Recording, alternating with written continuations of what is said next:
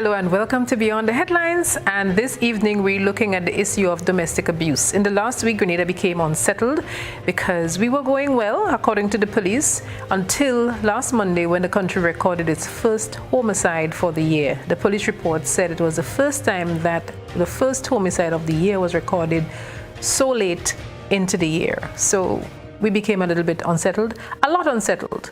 And tonight, to discuss the issue of domestic violence, we have Ms. Elaine Henry McQueen of the Spotlight Initiative and Mr. Tyrone Buckmire, the Director of the Legal Aid and Counselling Clinic. Ms. Elaine Henry McQueen, Director of the Spotlight Initiative, and Mr. Tyrone Buckmire, Director of the Legal Aid and Counselling Clinic. To assist us along this evening, my co-host again is Ms. Cassandra Mitchell. Cassandra, it's all over to you. Good evening again, Odette. Good evening to our panelists and to the listening and viewing audience. Yes, the first comprehensive national survey on gender-based violence in Grenada revealed that 29% of all women experience at least one form of violence, in line with the global average of 1 in 3 women experiencing physical or sexual violence during their lifetime. These findings are only a small fraction, though, of the data available via the Caribbean Women Count, the Ending Violence Against Women and Girls Data Hub.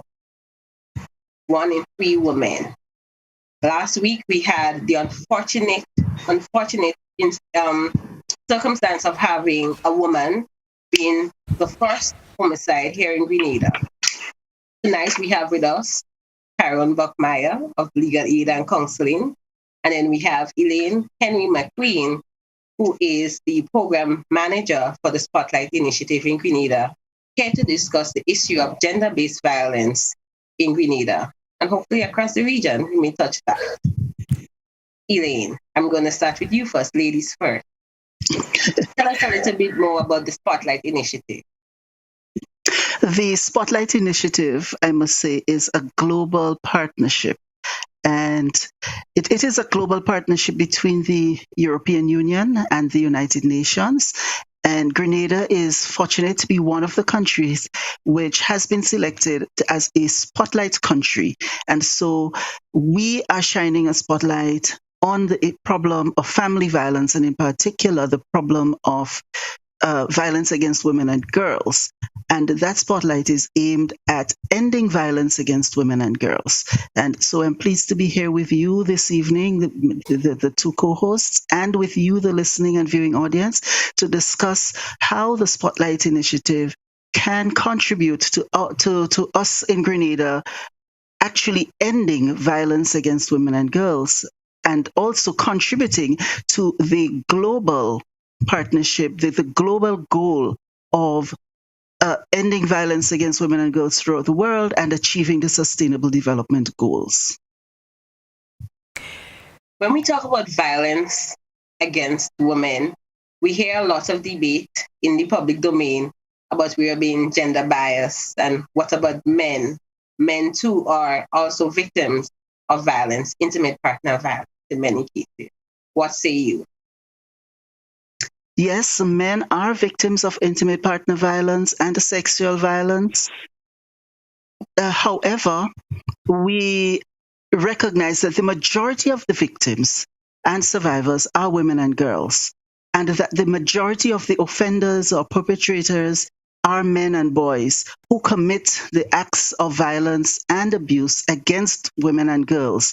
We also are aware that men and boys also commit acts of violence against other men and boys, and also against themselves at very high rates. And this is part of the cycle, we believe, of what is called toxic masculinity.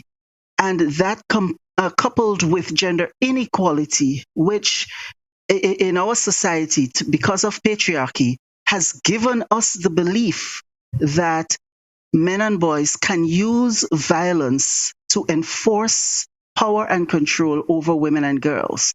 And it is within this mindset that violence against women and girls occur.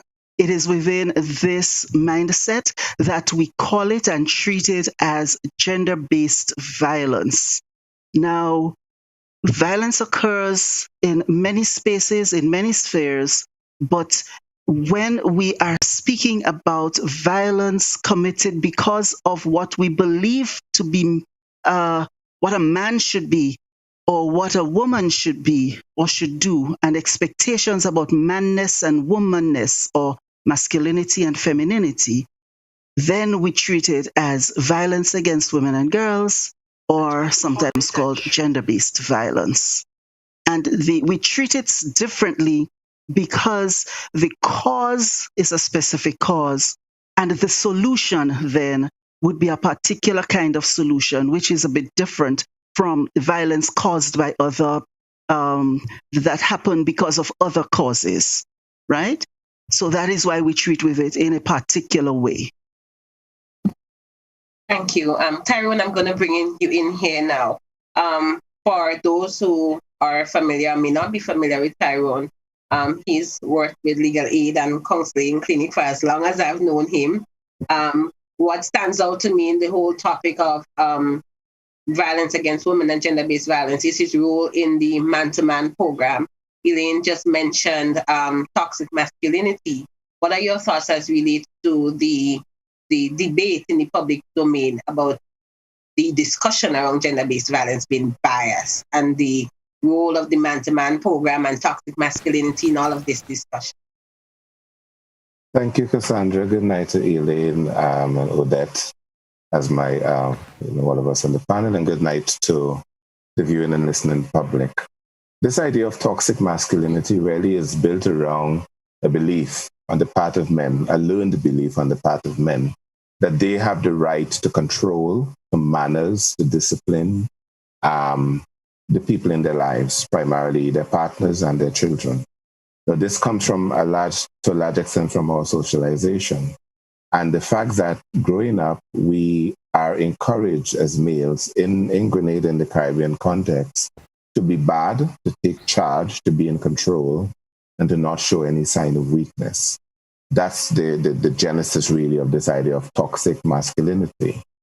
Now, programs like what you refer to as the man-to-man program in Grenada, I think many people recognize the name, but that is part of a larger regional initiative that is called Partnership for Peace, which actually was piloted in Grenada in 2005, but since then has been rolled out in 6 other territories. So 7 countries in the region have used this Partnership for Peace with different national names. So different countries call it different things. We chose the name Man-to-Man. And the reasoning behind a program like Man-to-Man is really to sit with groups of men who are perpetrators of gender-based violence, or who have been arrested and charged with a gender-based or intimate partner violence offense, and help these men to understand that violence is a choice, that nobody makes you violent, nobody makes you do anything. You make a choice to be violent, because when you are in a situation, a relationship situation, there will be conflict, there will be disagreements, there will be arguments. You make a choice to use violence, but you also have the option of using non-violent means of resolving or dealing with that conflict. So this is the genesis of the Man-to-Man program. Now, there has been pushback around programs like this, because people prefer to believe, especially men, of course, would prefer to believe that once you begin to talk about gender equality and the rights of women and girls, what you're talking about is taking away the power of men and boys.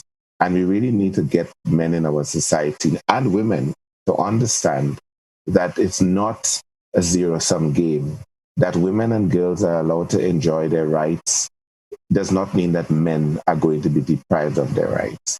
So it is a conversation that began maybe a couple decades ago, but in a way it is still in its infancy, because the whole idea of the learnings and the socialization of men in the Caribbean have damaged men so badly in terms of a lot of their beliefs, and how these beliefs are translated in the things they do in their relationships and partnership, that we have a long way to go to ensure that we can make some meaningful change in this. And Spotlight Initiative is one opportunity that Grenada is very fortunate, as the only country in the OECS and one of only 5 countries in the Caribbean to be given resources under this program, because we were already doing quite a amount of good work, good practice work, and the spotlight is allowing us to continue to do that. But Cassandra, if you could allow me to come in here, I want to follow up on something that Tyrone said. So Tyrone, you mentioned in your opening salvo that men have been socialized to control and to manage the women in their lives. And how much do you think that is based on what we were taught in church? And we still are taught in church. And if you look at parts of the scripture, and I have some of them here, several scriptures speak to the man as the head of the household. Ephesians 5:22-24, 1 Corinthians 11, verse 3, 1 Peter 3, verse 7, 1 Timothy 2, verse 11-15, Ephesians 5-23, and so 1 Timothy, let's take 2, verse 11-15. Let a woman learn quietly with all submissiveness. I do not permit a woman to teach or to exercise authority over a man. Rather, she is to remain quiet. For Adam was formed first, then Eve. And Adam was not deceived, but the woman was deceived and became a transgressor. Yet she will be saved through childbearing if they continue the faith, love, and holiness. Socialization, probably in Sunday school, we were taught and continue to be taught that the man is the head of the house, and so it's probably not just what we were taught in the villages. And I will not sit here and presume to challenge the Bible, but I think it's important for us as teachers, as leaders, to also encourage people to read the other parts of the Bible, because you could find a scripture for every day of the week that speaks about the headship of man. But you could also find many scriptures that speak about man's need to love and his responsibility to love his partner, right? So it's important that when we talk about scripture, too often we see the pieces that are convenient to what the person wants to use or to what the person wants to do is push, while the rest is left behind. There are many, many texts in the Bible. Yesterday I was reading, I didn't remember, take any of them as a memory verse, but there are many that also encourage men to be love and nurturing and gentle and tender, and to love his woman in the same way that Christ loved the church. So it's really just a matter of, we must be careful when we're teaching as religious leaders and any leaders, that what we want to teach is equality. The Bible speaks about headship, but headship is not about domination or dominion. It's about leadership in partnership, right? So I wish that kind of thing would also be taught.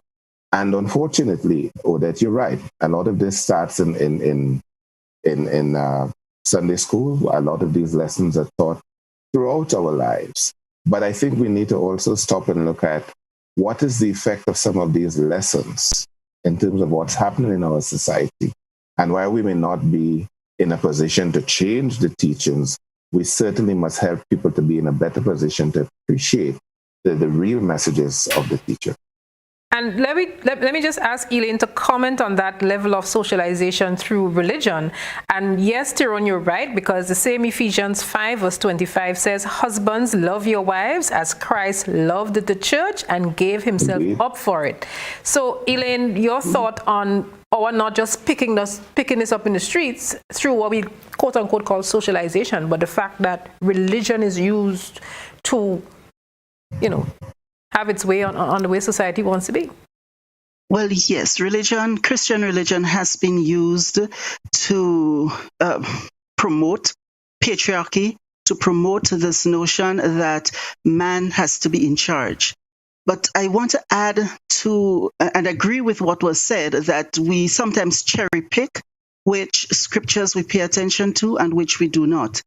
But I also want to go further and add that even if we were to take that very same verse from Ephesians 5 and start with 21, it says, submit to one another.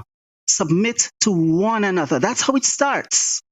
And then it goes into 22 to say, wives, submit to yourselves to your own husbands. It doesn't say submit to yourself to all men and, men and boys, all and sundry. No, it's not about that. It's some specific instructions for households, Christian households, where there are Christian believing men, Christian believing women, and expected, of course, Christian believing children. Now, so this scripture, which starts with submit to one another, goes to say, wives, submit yourselves to your own husbands, and then goes on to say in 25, husbands, love your wives just as Christ loved the church and gave himself up for it. There is nowhere in any scripture where it suggests that Christ will abuse the church, where Christ will commit any form of violence against the church, the people who are part of his body. The Bible does not condone anywhere that anyone should use violence and abuse against another person.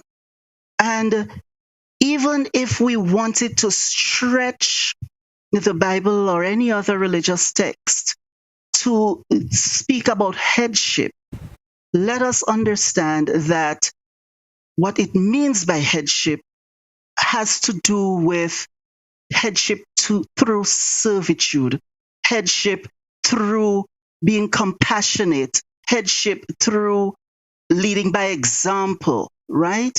And if we were to take that into account and treat with the religious text the way we believe, some people believe that it should be treated and treated holistically, there is no problem with quoting the scripture, but just quote it in context and translate what it means based on the spirit of the text and not just what we want to conveniently use it for. And of course, there are other scriptural passages that speak about equality, that speak about there is no man, no woman, no Greek, no Jew, for all are equal in the eyes of God. There are so many other scriptures that speak about justice, right? Not doing evil and things like that. Let us take it all into account and socialize ourselves, socialize our children using the entire religious principles based on the scripture. And I'm sure we will have a safer society for all of us, because nowhere that I have come across does it suggest that the Bible is promoting that we use violence against another person. All right, so I know we took that a little left, so Cassandra, it's back over to you. Odette, sorry about that. No, on the issue of socialization and religious indoctrination, there are many in the public who can still argue and said, if you go back and look at how children are indoctrinated religiously, the spare the rod spoil the child. There is a belief in psychology that says that violence begets violence, and if you train a child to believe that violence is the answer, then that child is going to become a violent adult. And we believe that that indoctrination comes from the said Bible. And I understand that you can't use one verse, one scripture, one chapter of the Bible in isolation, but there is that debate out there. And you have to look at how boys and girls are socialized and enculturated. You know, there is a belief that, you know, if you beat a child, you use violence to correct the child, that child is going to grow up to be a violent adult. Right. And that is true, that we do use that other text a lot about sparing the rod and spoiling the child. And again, we sometimes try to pick, you know, those things from the Bible that suit our purposes. I was fairly recently, shown another possible meaning for that very same text. That when the Bible speaks about rod, it speaks about the kind of rod that a shepherd uses in the fields with the flock, right?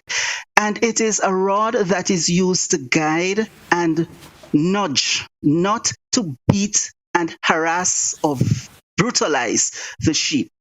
The shepherd that loves the sheep does not hit the sheep. It is the same kind of rod that the psalmist spoke about when he said, thy rod and thy staff, they comfort me. If we take that same word rod And think of that psalmist saying that the rod comforts.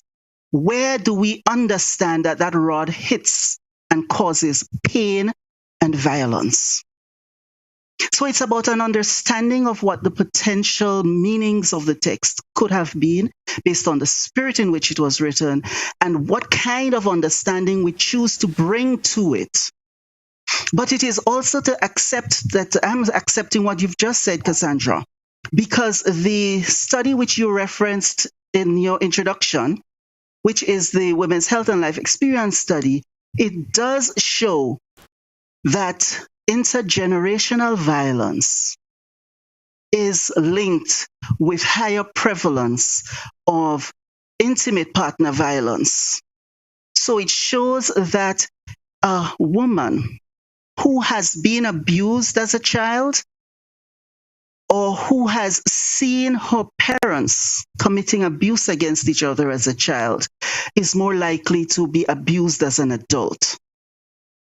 And it also shows that a woman whose partner was abused as a child or saw his mother being abused, he is more likely to commit violence against his partner. It doesn't mean that they will automatically do it, because as adults, people make choices. But what it shows is that there was a higher prevalence among households where either the woman or her partner had experienced violence as a child, either being hit themselves or they saw their parents hitting each other. All right, so I believe that issue of intergenerational violence, very important. We will take a look at that a little more in depth when we come back from this commercial break, and also to let you know that we are looking at this holistically. We have a case in the UK today where the Mail Online is reporting on a court case that was heard today. It continues at the Cambridge Crown Court, where a 17-year-old girl was she was believed to have been killed by her father to silence her claim against him that he was sexually abusing her for years. We had that incident in Grenada. Last year we had the country's first homicide. We look back at that report. And we also go to Jamaica for a survivor story about how she was horrendously hacked in her jaws while she was asleep and her house was set afire. Her husband, who set the house afire, he died. She miraculously escaped. And we would look at her story as well when we come back from this commercial break.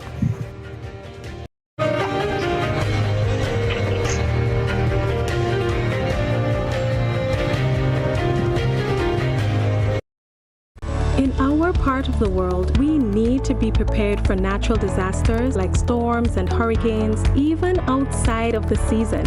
I'm sure you'll agree that keeping our loved ones, homes, and businesses safe is important. So, I came up with a few quick tips to help you stay safe. First, make a family disaster plan and ensure that everyone in your household is familiar and comfortable with it. Remember to add batteries and flashlights to your emergency kit. Now, for electrical safety. Familiarize yourself with your electrical panel, as it may be necessary to switch off the power during a storm or flood. Make sure you install a transfer or isolation switch to prevent your generator feeding electricity to Grenlec's line. If trees are too close to power lines, call Grenlec at 237 for advice. By following these easy steps, you will be well on your way to being hurricane ready. Don't be caught off guard by natural disasters. Prepare now. For more information, visit grenlec.com.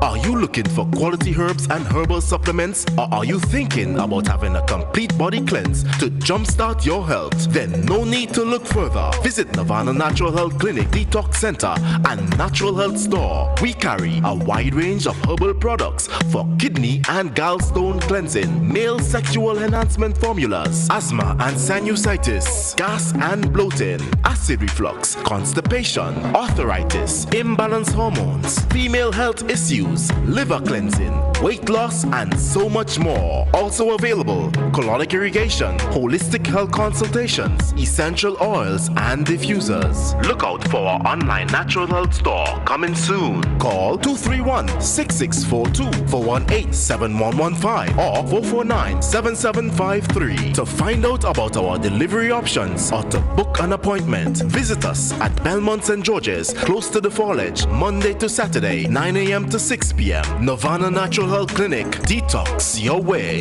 to health.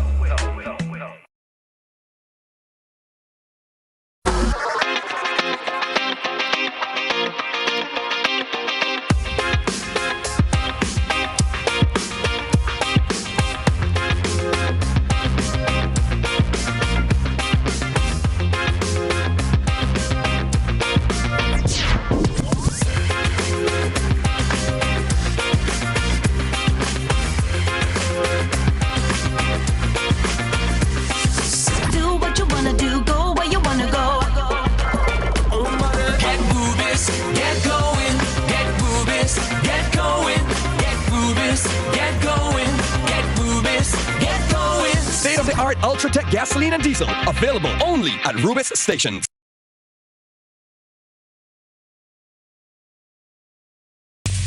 Get vaxxed, hey, hey, vaccinated. Get vaxxed, hey, hey, get vaccinated. Vaccinated. So wear your mask up, wash your hands up, and practice social distance. This is we chance to advance. Come let we fight this COVID at once. So come on, let we fall in line. We want to come back to with social life. There is vaccination island wide. So come on, let we fight it to protect we and we family.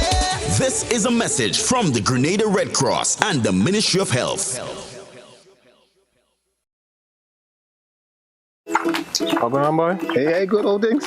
Hey, Daisy. Yeah. Boy, in line, boy. Your house looking a real good day. Boy, it's thanks to the hard-working and professional staff at the Housing Authority of Grenada. They handled me real nice. They did my plan, they did the construction, and I didn't even have to worry about a thing. They were there with me every step of the way, supervising the job, asking me about my concerns, giving me feedback as the house took shape. They were there from start to finish, and even put the keys in the palm of my hand. I give them an A++ for customer service. Oh, it's people from housing bad, boy. Boy, not bad. Excellent. If you're thinking about constructing your home, why not consult the Housing Authority of Grenada?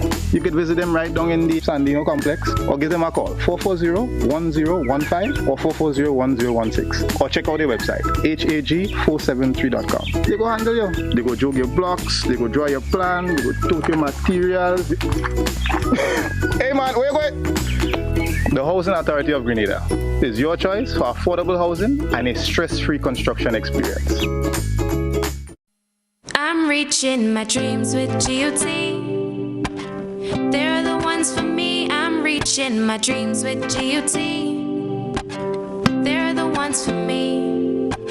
Since 1983, they've been serving the country, and we like all their financing, giving the people what they want, what they need, what they love. Come and join the family that's here for you all the way, from birth to graduation, your first job to your home, and your card through your golden years. The GT Credit Union has been actively supporting nation building through its many sponsorships and the programs including Financial Literacy Quiz, Pass the Torch Calypso Program, Junior Cooperatives in Secondary Schools, CPEA, and the TAMCC Grants. The credit union has helped many people make their dreams come true. Let them help you with yours. You don't have to be a teacher to be a member. So what are you waiting for? GUT Credit Union, it's where you belong. Hello everybody, I am Lion Mary Alma and I'm representing the Lion Club of St. John. Today we're going to talk about chronic illnesses, specifically speaking about diabetes. Now diabetes, as we know, locally known as sugar. It simply means that our pancreas is not producing enough insulin that could combat the sugar level in our bodies. So how do we deal with that? Just remember that it is not a death sentence. We need to watch our diet, watch how we eat, Watch our plate size. What do I mean by watching our plate size? I'm not talking about how big or how small the plate is. What I'm talking about is the amount of food that we put on the plate and the types of food that we put on the plate. 1, ensure that quarter of the plate has carbohydrates, whole wheat, grains, legumes, peas. Ensure that the other quarter contains protein, lean meat. Another quarter should contain green leafy vegetables and fruits. You can use a little avocado, some melon jam, some greens. A glass of water will do, or non-sweetened juice. Carbonated drinks, no. Let us keep it local. So we don't have to fill up our plates with a lot of starch and a lot of protein. We eat a little of everything, and we eat different times in the day. We drink a lot of water so that we can keep healthy. We exercise. Remember, let us eat healthy, let us live healthy. Diabetes is not a death sentence. We can survive this together.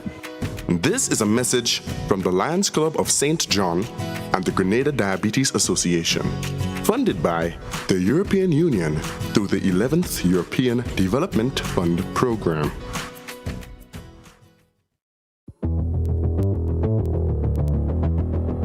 Introducing Color by Sissons.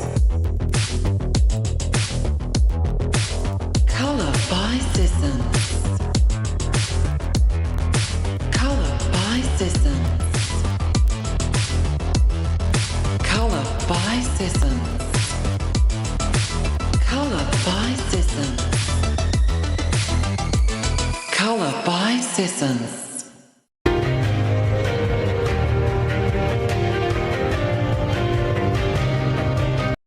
Welcome back to Beyond the Headlines. This evening we are addressing the scourge of domestic violence. Our panelists this evening, Ms. Elaine Henry McQueen, the Program Coordinator for the Grenada Spotlight Initiative, Mr. Tyrone Buckmire, the Director of the Legal Aid and Counselling Clinic. And we have our co-host, Cassandra Mitchell. Cassandra, it's over to you. Unmute. The scourge of domestic violence. We just want to take a little hop over to Jamaica, where we'll just look at a short clipping of the case that Odette mentioned earlier with the woman who was attacked by her common law husband. Over to you, producer. Broken. It's an understatement, but it's the closest to describing how Shamari Williams feels. Almost a year ago, Shamari's life changed tragically after her common-law husband, whom she shares a son with, attempted to take her life. I came in from work. I went to sleep and only to know that I was awakened in KPH the other day. She doesn't quite remember what happened, but based on what she was told, after her partner returned and found her asleep, he attacked her and set their home on fire, with both of them inside. Her partner died, but miraculously, Shamari managed to escape, but not without chopped wounds. She received chops to her neck, hand, head, and the hardest one to look at, right across her mouth. The jawbone has been chopped and they had to pin it. At first, she didn't quite understand what really transpired, but when she did, it was just a sad moment, like the last, and I look out of space and all of this. I just can't imagine that someone will really do this to you. Her wounds are now healed, but the emotional scars perhaps will never heal. Keloid tissue stretched across every wound, a haunting reminder of the tragic event. Now looking in the mirror is a rarity. Looking at my pictures before and after, it's sad. The metal pin in her jaw affects her sometimes when it gets cold or when she eats. But despite the losses and the pain, she's happy she's alive. It's very painful to know that you have work and furnish your home and then all that just went up in a blaze. It felt horrible, but I'm thankful for life. Looking past the scars, Shamari says all she wants is to put it behind her, start over, and be that anchor for her son. I'll do my best in growing him in the right way. That's when he become a man, he know how to love and treat a woman. Her drive to achieve her true purpose in life, which is to be a nurse, has not died. She's now encouraging persons in abusive relationships to get counseling. And if it's not working out, get out. Don't sit in it and wait until something horrible happens to you. With a ray of hope, I'm Kayan Morgan.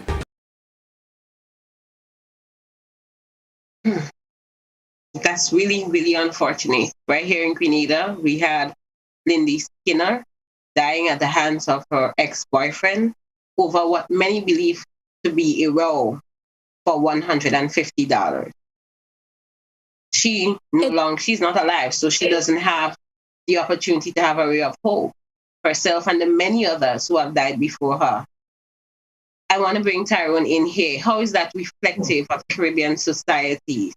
And in particular, while we don't have the facts surrounding the Lindy Skinner and Calvin Frank case, how is it reflective of what is happening here in Grenada and across the region? It is very sad, and I'm very thankful to God that He spared the life of that young lady, because as you say, she is still here with us. Lindy Skinner and many thousands of other Caribbean women lose their lives every year. The statistics in Grenada from the study shows 1 in 4, and 29 out of 100 or 29% of women. In some countries in the region, it's 1 in 2, right? In other countries, it's 1 in 3. So it is a tragedy that is visited on Caribbean families every single day of the year. Some we hear about and we are scandalized and we want all manner of action to happen. Others goes under the table and we do nothing. For me, when I, at Legal Aid and Counselling Clinic, every time a situation like this happens, like last week, I get many, many calls. Mr. Buckmire, what Legal Aid doing about this? And then I say, we're not doing anything now. We can't do anything now. This lady has unfortunately been killed. But Legal Aid has existed for 32 years. And we've been doing the same thing for 32 years, trying to encourage our men and women to be able to communicate, to negotiate, to manage conflict in a way that does not include violence. So this is not about having a reaction when we see a tragedy happen, but about a series of long-term actions that are centered in education, in training, in helping people to develop and use new skills. Because as long as we continue to pretend that this is not such a big problem, it's getting to be a bigger problem. And let's face it, Cassandra, gender-based violence, domestic violence, intimate partner violence are facilitated by 2 things in our region. One is a conspiracy of silence. A lot of people still do not want to speak out. The victims don't want to speak out. The perpetrators are not encouraged to speak out. And a lot of people around both of them try to keep the matter under the wraps so that it doesn't go to court, the family is not embarrassed, and so on. So that's one, a conspiracy of silence. The other big factor that facilitates gender-based violence is hypocrisy. A lot of us know that these things are happening, but we pretend they're not. We're quicker to call the radio station and make a big hue and cry over very simple things. And when we see a situation that requires a real hue and cry to be made, like violence being perpetrated against women and children at the community level, we do nothing. People call and they want to give a police report, but when they're asked, are you willing to testify? Are you willing to come to the station and give a statement? They say no. So we have a lot of work to do, because we have had one instance in Grenada so far for 2021. If you look at some of our neighbors up north and down south, they've already had hundreds of deaths of women, and even more hundreds of women who have been mutilated, who have been chopped and damaged beyond the point of repair, both physically and emotionally.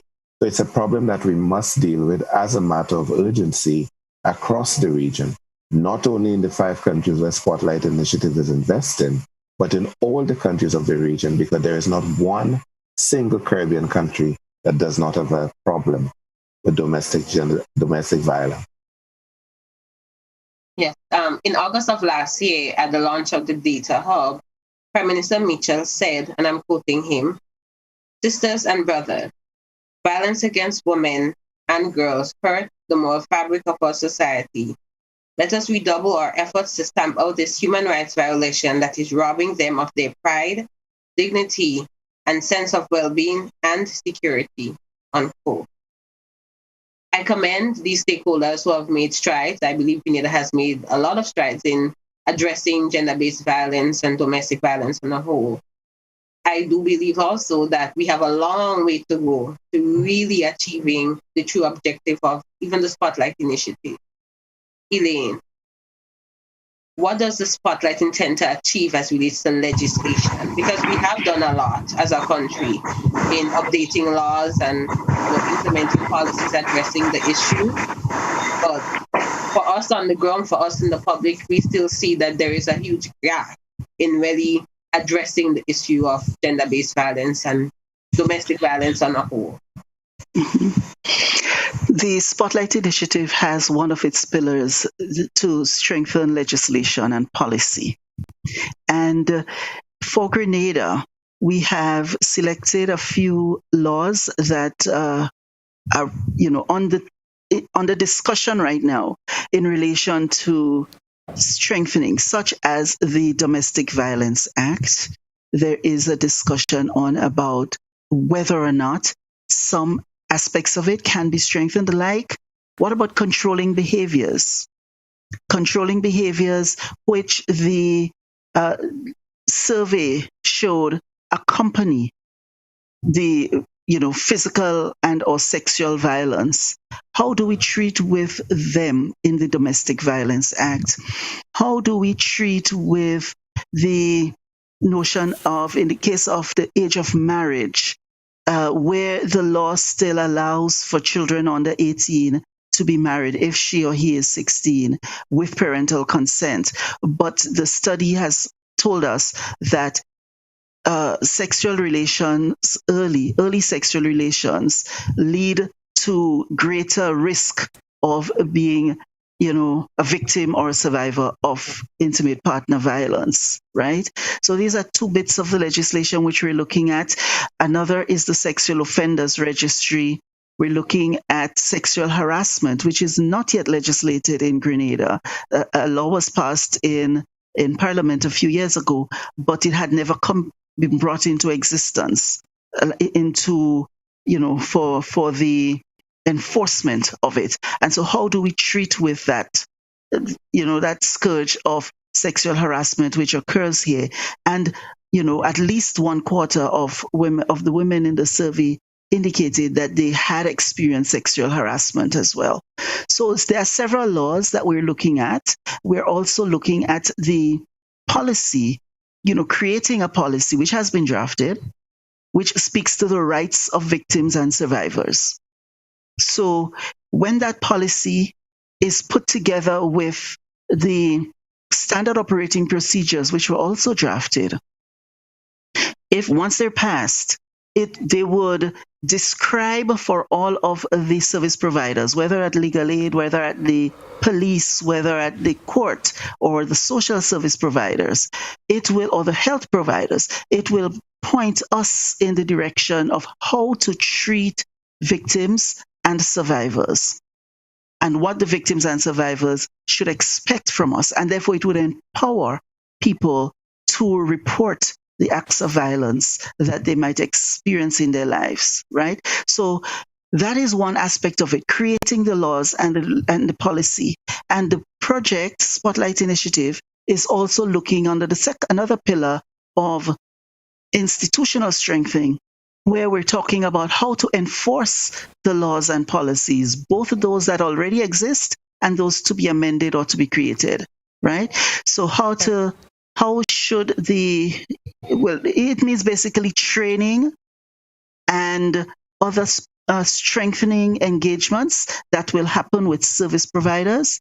So it will describe, they would understand how they are to respond when a victim or a survivor or a witness or an anonymous caller says, here is a case, right? So a lot of training has to happen there, and also other institutional strengthening activities, such as looking at structures for coordination and support across the entire system. So we're looking at it quite holistically and hope that we would see stronger laws and policy as well as stronger implementation, more accountable implementation of those laws and policies. Yes, and you mentioned implementation and enforcement of laws, because while it's all well and good that the laws are updated, one of our biggest weaknesses is that those laws aren't enforced. And there always seems to be a gap between the policymakers, those who are supposed to be enforcing those policies, and those people on the ground. Do they actually know those policies and laws exist? Mm-hmm. Sometimes we do know, but some of us maybe don't.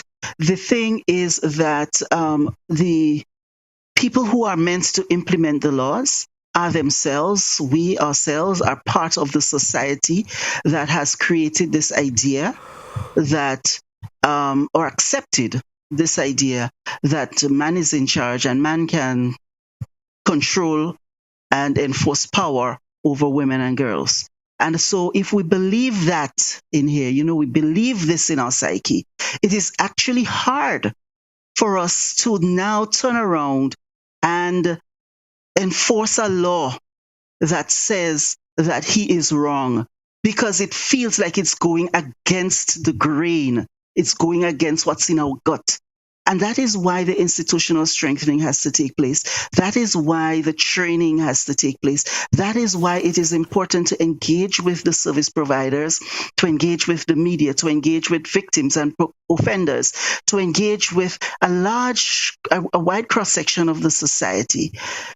Partly, it has to do with changing that mindset. And based on the comments you reported that our Prime Minister said, it is a scourge, and it is such a scourge, and it's part of the moral fabric. It's destroying the moral fabric simply because it is so widespread and so ingrained in us. But the thing is that with Spotlight Initiative, we are able to create an investment and create a space right now where we can try to attack or confront or address those in what feels like innate things that we grew up with and thought that they were the way to be. And we can address them. And we are challenging all of us in our society, all of you who are listening, to really reflect on ourselves, reflect on you as a person, and reflect on us as a society. What do we want to see for our children? Do we want to see a Grenada where a girl or a woman is afraid to walk the street, is afraid to go to bed, is afraid to live in her house? The home that should be a very, very safe and sacred space of love and care. That a young woman or a mature woman should think that she could be killed in her home at the hands of a partner or an ex-partner. Is that the kind of society that we want? And let us, when we examine ourselves, take the boldest step to change the beliefs that we have, change the practices, that code of silence that Tyrone spoke about. Change those beliefs and those practices that suggest that we condone the violence. Let us send a message to all would-be perpetrators that Grenadian society does not accept it. And of course, we can further strengthen that call across the Caribbean and across the world, because all over the world there is violence against women and girls. And let us be a beacon of hope that can say to the rest of the world that we can end violence against women and girls. Excellent point to segue to a commercial break, because we're on the nose of 9:30. Just two quick comments coming here on the social media feed. Are there any structures or programs in place for young people who are entering into steady relationships that give them information on how to handle any form of abuse that may emerge in their budding relationships? And another person says, many of the laws are made by men for their own purpose. Tyrone, I'm going to come back to you on that, but let's take a commercial break, and I'm sure Cassandra has a myriad of other questions that she wants to get in. We'll entertain those when we come back after this commercial break. And of course, you can call 440-1252 because we also want to hear from you on these issues. Do stay with us.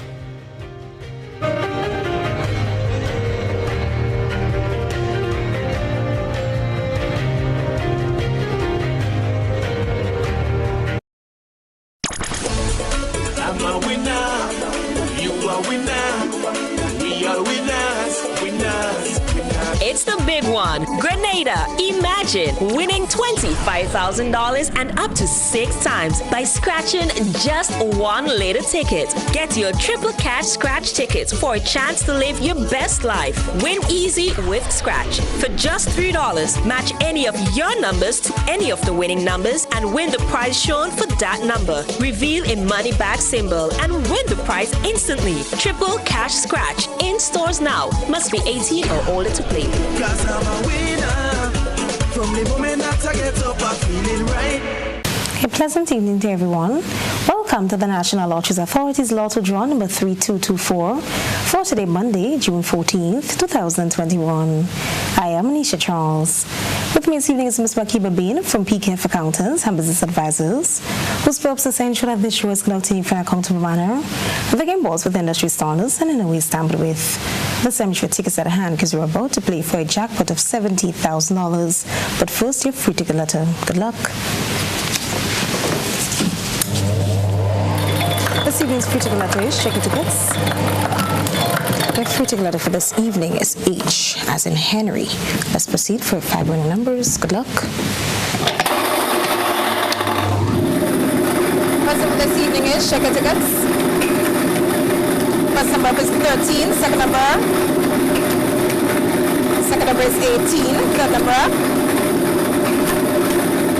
Third number is 28, followed by 6. Fifth and final number is 7. Let's recount those numbers. Check your tickets. First number up is 13, the second 18, third 28, followed by 6. Fifth and final is 7.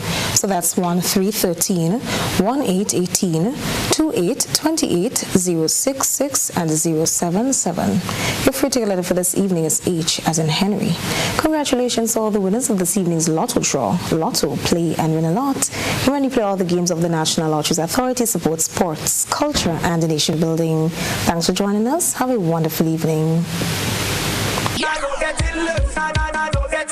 By now, you should know that the early bird catches the worm. So, what are you waiting for? Put wings to your feet and head to your nearest scratch seller. For every Quick 7's scratch ticket you buy at $2, the NLA gives you 7 chances at winning as much as $7,000. Scratch the entire play area for your 7 chances at revealing as much 7s and win the corresponding prizes. Win easy with Scratch. Must be 18 or older to play.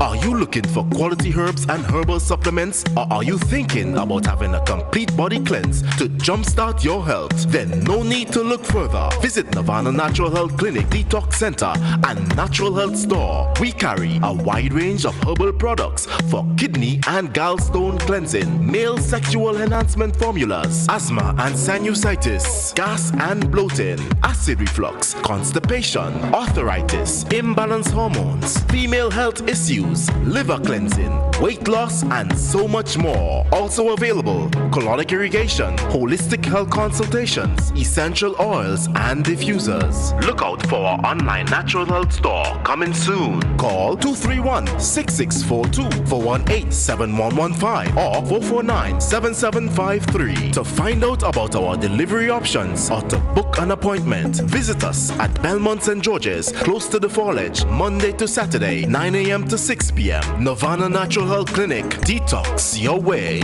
to health.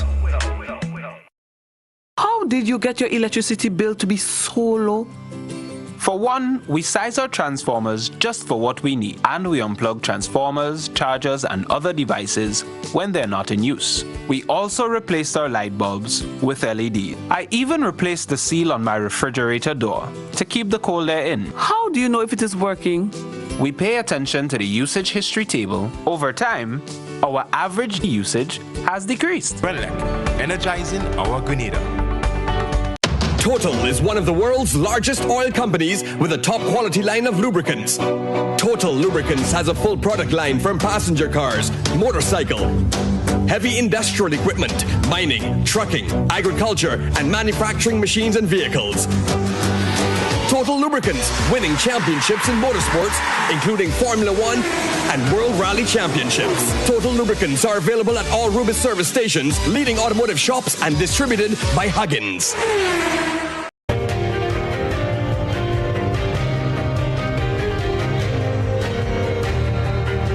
And welcome back to Beyond the Headlines. This evening we are addressing the issue of domestic abuse, domestic violence. We have with us Ms. Elaine Henry McQueen, the Program Coordinator for the Spotlight Initiative in Grenada, and Mr. Tyrone Buckmire, the Director of the Legal Aid and Counselling Clinic. Our co-host is Ms. Cassandra Mitchell. And before we go back to the panel, we did look at a report out of Jamaica. We have this compelling story by a survivor of domestic violence. Her house was set afire, her jaws were chopped, she was chopped everywhere, and she didn't know what happened until she woke up in a hospital. And we have a case in the UK that came out just today where we have a report of a father allegedly believed to have murdered his daughter, who was 17, after she made claims that he sexually abused her. Before he and his wife sent messages from her phone pretending to be her to divert the police. And I mean, when you look at it, some of the things that were said, that she was at her grandmother's house, she was picked up by the father. The grandparents reported that the father picked her up and he took her into the car, and she was never seen again. One of the reports is that the father confronted her, and when that was done, he alleges that she ran off, but her body has never been discovered. And what the police believe and what the court has charged, they have been subverting the court of justice because they took her cell phone, was sending messages to her friends and people that they know that she is close to, pretending that those messages were coming for her, while they hatched a plan as to how to cover up the fact that the father killed her. So I think one of the things that was noted, and Ms. McQueen, when we come back, I want you to look at that, the fact that she, had these rainbow colors in her hair, and some people thought that she was rebelling, but probably because she was under stress in the household over what she was going through. And Tyrone, we'd like to also hear your perspective on that. I think we're supposed to have 2 more photographs where we look at the victim and her parents who appeared in court. The matter continues in the Cambridge Crown Court today. So let's go back to the panel. We probably okay, so that is the victim there. It's been a year that she's disappeared. They've never found her body, never found her remains. It's believed that she has been killed. And just the fact that the parents, that's her mother and father, could be implicated in this, I'm certain that this speaks volumes. And we try to interlace these stories so that we come out of this shell where we think that is a local problem, is a Grenada problem, is a Caribbean problem. We realize that addressing the issue of domestic abuse or domestic violence is a universal problem. So we last heard from Elaine. So Tyrone, you look at that case, let's just say, and your thoughts are what? That these things happen to children, and also that, you've pulled this from the UK. But Odette, can you imagine for a moment how many Grenadian children suffer this every day, who suffer in silence because people around them know that this abuse is taking place, but they cover it up because they may be financially benefiting? Can you imagine how many Grenadian girls are bearing the brunt of having to provide, quote unquote, for their family, who see themselves as their family's saviors, because what the abusers is telling them is, if you tell anybody, I will stop paying the rent. If you tell anybody, they wouldn't have food to eat. So these little children in this country and all throughout the Caribbean who are dealing with these things on a daily basis. And when I speak about this, a lot of people in Grenada say, these things don't happen here. They do. They happen every day. We don't have to go to the UK to get an example. But I like the fact that you can make this link, that it is an international problem that we're dealing with. Remember, though, that the Caribbean region is in the top 3, right, in the world for incidents of sexual violence against women and girls. But nothing for us to be proud of. We need to understand that these are real challenges that we have to deal with. And we have to encourage Grenadians. Stop protecting these criminals. Stop protecting these men who feel they have license because they are supporting a household. They have license to sleeping with the mother. but they feel that they have the right to sleep with the mother's daughters because they are supporting the household. We have to look too at what are the social safety nets that our country has that will protect families from this, that can help to lift families out of poverty. So mothers do not feel that they have to sell their children, whether willingly or unwillingly, for financial sustenance for the family. And that men do not feel that they can, with impunity, continue to rape and take advantage of our little children. And it happens in almost every level of our society. It happens in a number of our churches, leaders of churches, school teachers, and so on. So it is a big problem. And the more attention we can focus on it, our hope is the more we will shine that spotlight on it and eventually deal with it, because it is very sad.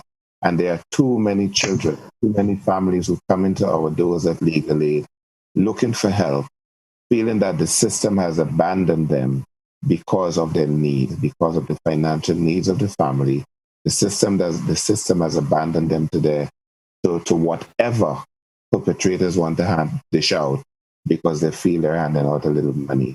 And that gives them right to every member of the family, male and female children alike. These things have to stop. Domestic violence on a whole is a shadow pandemic, and has been even before this pandemic. Has always been an issue. How has the COVID-19 pandemic in of itself affected the issue of domestic violence? From where you sit, Tyrone. I firmly believe it has exacerbated this problem. I haven't yet seen the official statistics for 2020 from the Royal Grenada Police Force, but just from the situations that we know about situations that have come into us, we know that the situation could only have gotten worse. Because imagine a situation where a woman and a couple are having trouble. They're in a relationship, but there are some issues. The woman they at least used to have, prior to the lockdowns and all of that, had the comfort of knowing that even if something bad happened on the weekend, she can go to Legal Aid Monday morning, she can go to the police, she can make a call, she can go to the Ministry of Social Development and seek help. In the time of lockdown, nobody could go anywhere. Think of the children who live in multi-family households or multi-family yards, where the predator is uncle in house number 2, and the child lives in house number 1 with her mother and her grandmother. But it's house number 2 that has the electricity. So when the child wants, the mom or somebody wants to get a phone or a tablet charged, they have to send the child into the house of the perpetrator. Now, in the ordinary times, these children don't have to go into the homes of the perpetrators. But when we are under these kinds of situations where people are confined for a prolonged period, the worst seems to come out. They say after 6 months and basis, not only after 6, is once certain situations present themselves.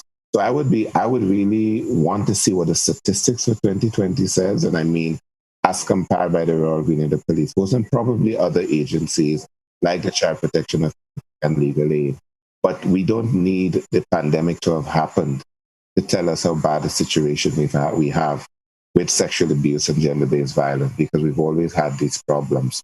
And I think, although a lot has been done and we have more reporting and more public sensitization, and to a good extent, more public action now, we still have a lot of these incidences happening and going unreported. We have a caller. Cassie, we have a caller, so let's entertain that person, and we'll go back to Elaine. And we need to remind our callers that you need to mute whatever device you're listening. So if it's your television or your radio, or even your cell phone, you need to mute that device because we'll get a feedback. So hopefully we have that clear. Good evening. Caller, are you there? All right, so we seem to have unfortunately lost a caller. So let me just encourage a person, you can call us again, 440-1252. When you call, just press the mute button on the television or on your device so that we don't get the feedback in the studio. Cassie, go ahead. Yes, I'm posing the same question to Elaine. From where you sit as the program coordinator for the Spotlight, do you believe that the COVID-19 pandemic has affected or the statistics surrounding domestic violence? and how has those circumstances around the COVID-19 pandemic affected the objectives of the Spotlight Initiative? All right, so let me just ask Elaine to just pause. I have a feeling the caller has returned, and we'd like to entertain as many people as possible. So please go ahead. We have the person there. Caller, thank you so much. Good evening. Hello, good evening. How are you? We're all well, thanks. Okay, I was just listening to your program. It's nice to listen. Great to have you on board as a listener. Yeah, I was just concerning domestic violence and things, concerning that. I have a view of it, when we on society, remember things, we teach with children from small good touch and bad touch, and also the parents have a role to play on that, concerning to protect our children, way to move and how to dress, Excellent points. Excellent points. And also appealing to leader of churches. Instead, we opening churches once a week. Please, to let them know, make them open every evening so the people could practice their religion wise, so they could learn religious touches, so they could have attach with religion. When you attach with religion and God, definitely will help you. Thank you so much for those very valuable contributions, Cole, and thanks for listening. Cassie, sorry, go ahead. You couldn't go back to the point you were asking.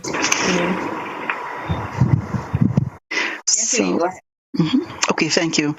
I want to commend the caller for making the points that he just made, and to still remind us, though, that when we speak about the prevalence of intimate partner violence and sexual violence, we cannot eliminate the church or the property of the church as a site where violence happens as well, because we have many instances in Grenada and throughout the world where we understand that, and it's proven, that persons who are affiliated to and in high office in church also can be and have been abusers of their partners or of children, even their own. So whilst I commend the caller for speaking about bringing religion and society and parents having a role in training their children, we still have to be guarded a bit about how much we can let it be without supervision, because sometimes even on property that is said to be religious, children and women and girls, other women and girls can be at risk. Back to the question. Let me just interrupt you once again. We have another caller on the line. Okay. Caller, go ahead. Hello, good evening. Yes, please, go right ahead. Yes.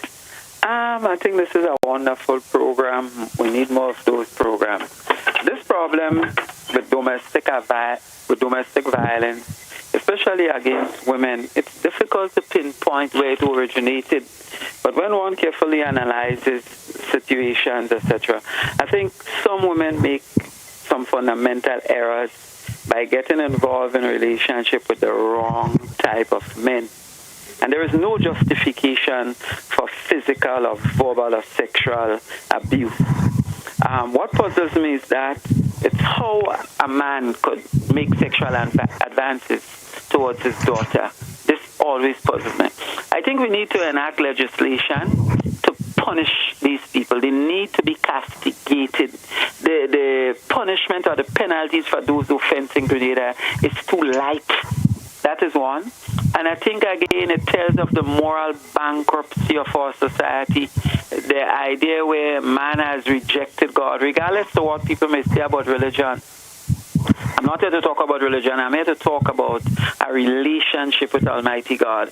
When one is in a relationship with God, he sees things different, he analyzes different, and he reasons differently. Okay, so the moral fabric of the society is tarnished. We have legislators making noise to decriminalize and legalize marijuana. Look at all the problems that are confronting us, and you have politicians talking such nonsense and focusing the energy and attention in the wrong direction. So I think the sisters need to be educated. Listen, this doesn't make sense to get involved in a relationship with this guy. And as parents, we have an obligation to instruct, to nurture, and school our children along the right path, that they should not be violent, that if you establish a relationship with a woman and it cannot work out, let us go our separate ways instead of abusing and murdering women. Thanks very much. Thank you so much, Cole, for that interjection. Cassie? Yes, while our women need to be educated, Paula, our men also need to be educated as well. So thank you for your contribution. Elaine, right back to you. All right, thanks. I'll go back right to the question you had asked about the impact of COVID on gender-based violence. We do believe that, and not just believe just out of thin air, there is evidence to indicate that the intensity of violence has increased during the period of COVID. The evidence, however, does not indicate that there has been increased reporting. In fact, the initial stats suggest that the number of reports overall might have gone down in 2020, having fewer reports than 2019. And that might be in, following on from what Tyrone said, that some services were not immediately available for certain periods of the year last year, that some victims and survivors were not sure if the services were available, even if they were, or that because of the the closeness of the offender to them, they were not able to make reports because the offender was always there in the house and they did not get a chance to go out to bring the children to school or things like that. So the space in which they had to report was not necessarily present. So these are speculations. However, what it does show is that the violence, where violent incidents occurred, they might have been worse in many cases. The attacks were fiercer in many cases. Another thing that COVID did was to cause some economic hardship on families. And just before you go to the other thing, we have another caller wanting to make a contribution. Mm-hmm. Sorry. Yes, and we crossed to that caller this time. Caller, good evening.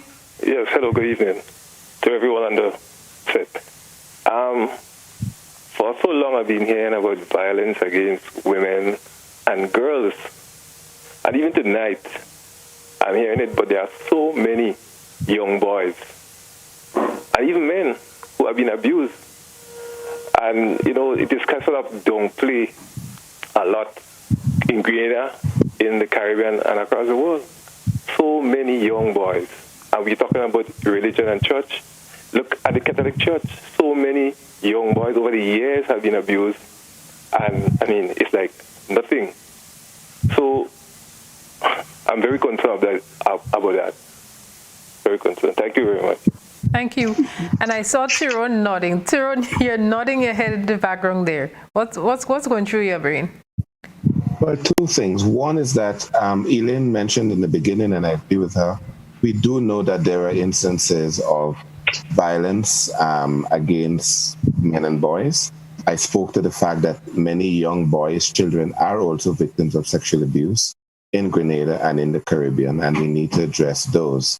However, we do a lot of work with adult men, perpetrators of gender-based violence. And this is one of the main areas of pushback they come into the clinic with, that it's not their fault. Women should get programs too. Women should be treated more harshly because women are abusers as well. But when I challenge the men by asking, if you know of a man who is abused, or if you have ever been a victim of abuse, have you chosen to report it? Have you gone to the police and make a report? And many men sort of dismissively say, Well, no, because the law in Grenada is for women and children, which is not at all true. Our gender-based violence legislation is gender neutral. Men are entitled to the same protections under the law, protection orders, etc., as are women. But there is something inherent in us men. Part of it is taught that you need to be strong. You cannot show weakness. You do not go outside in the public and tell people your business. There's also a belief on the part of men that if you go to the police and complain about a woman beating you, they go laugh at you, they go tell you go home, they go call you papuntan man, all kinds of nonsense. So a lot of men do not choose to make reports. And so we have to continue to encourage men to use the legislation that is in place. When it comes to young boys who are abused by authority figures in churches and so on, we need to help to empower these young men and to also try to work with them so that they understand that though they themselves have been victims of abuse, growing up to become abusers themselves is not the way, but it takes work that we have been doing and will continue to do. All right, and just advising us that we on wrap-up time. They say time flies when you're having fun. We're not having fun tonight. We're having a very deep discussion on a very thorny issue, but already we're out of time. So, Cassie, wrap-up time?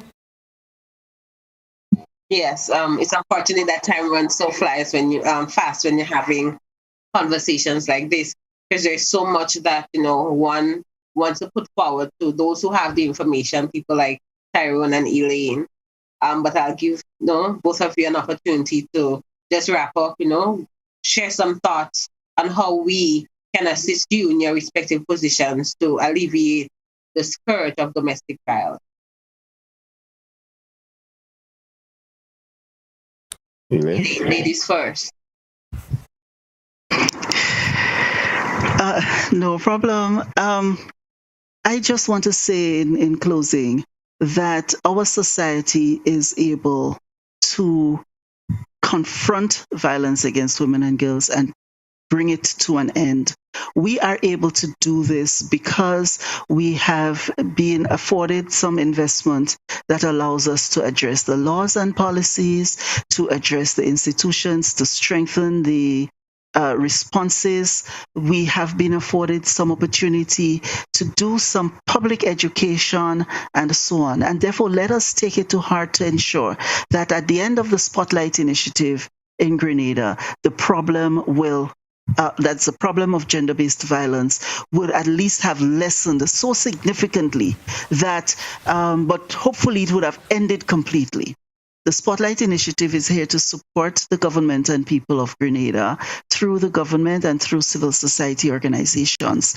The European Union and the United Nations have come together to give us this opportunity, and let us please make the best use of it. One caller spoke about empowering women and teaching women to choose partners and so on. And therefore, I just want to piggyback on that. And to a certain extent, he has hit the nail on the head, because the problem of intimate partner violence and sexual violence is in part or mainly because of gender inequality. And therefore, empowerment of women and girls is very, very important. Another component is to support services to victims and survivors. Another component of the work is to hold offenders accountable, to teach potential offenders that we're not going to tolerate violence against women and girls. And so we need coordination of all of those things. And that is why we're here with the Spotlight Initiative. And that's why we're asking you in the public to support this program, to participate as much as possible, and most importantly, to examine ourselves as individuals and as a society to come up with ways in which we can prevent violence against women and girls and bring it to an end. So I thank you all for the opportunity to be here with you tonight. Definitely, and we're going to do this again. Tyrone, in your wrapping up comments, I would like you to maybe throw in a word or two to the men out there, because it's a pet peeve of mine, who feel emasculated by the circumstances that COVID-19 has brought, and who feel frustrated, and they feel like they don't have an avenue to vent or someone to talk to. That's your avenue. Speak to them. Well, I'd like to encourage men to be a brother's keeper in the truest sense of the word. not just to encourage him in his bad thoughts or bad intentions, but to also encourage him to think good thoughts and to do good things. We want to encourage to recognize that dealing with gender-based violence and sexual violence, this is an all-of-society approach. We all need to get involved. We all can do something at every level. Men must encourage men to be strong and to be willing to stand up and ask for help when they need it. Do not feel that the situation is bigger than you, because often there is help available that you're not taking advantage of. So men, speak up, stand up, provide support to both men and women. And finally, I would say that should you want to do a part 2 of this conversation, because I think there are many things we're yet to discuss, Legal Aid and Counselling Clinic welcomes any opportunity to participate in these conversations, because we believe that public education is one way of dealing with this issue. And so please feel free to call in me again. I'll be happy to participate in another go round.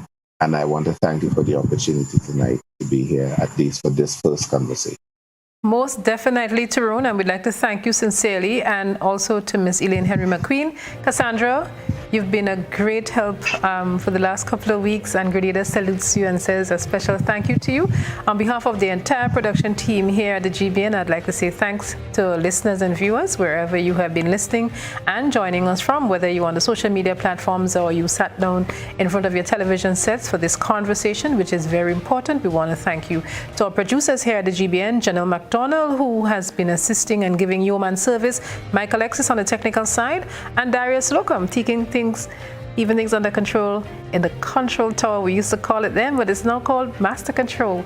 It's over now. I'm Odette Campbell. Thanks again. Great being your facilitator as always. We'll see you again next week if the Lord tarries. So long for now and beyond the headlines.